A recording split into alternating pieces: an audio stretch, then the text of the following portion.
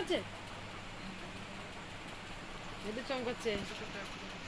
পুতু তো আগে পালিয়ে যাবে ও ঘরে, পালিয়ে যাবে না, ওকে দিয়ে আসবে, ভয় পাবে। দুপুরবেলা মাংসটা এত বাজে ছিল, মানে ভাত খেতেই পারিনি ঠিক করে।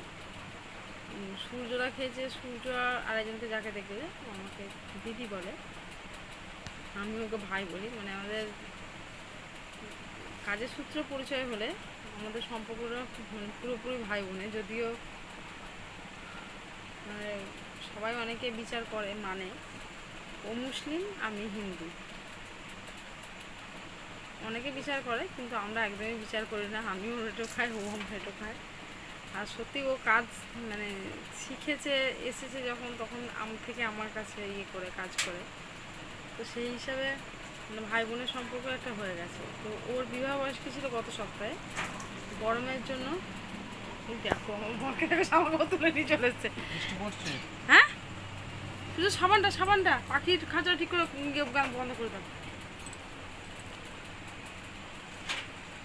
তো গত সপ্তাহে বিবাহবার্ষিকী ছিল, তো তখন মানে গরমের জন্য খাওয়া দাওয়া হয়নি। তো আজকে সকালেই ও মেসেজ করেছিল, দিদি দুপুরে গিয়ে খাবার অর্ডার করে দেবো, খাবো। তো আমি বিরিয়ানি শুধু না, আমি বাইরের খাবারই খুব একটা পছন্দ করি না।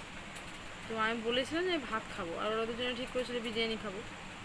তো ওরা বিরিয়ানি খেয়েছে, ওদের বিরিয়ানি মোটামুটি ছিল। আর আমার ওই মাটনটা এত জঘন্য রান্না হয়েছিল, ধারণার বাইরে, আমি ভাত খেতে পারিনি। তো এখন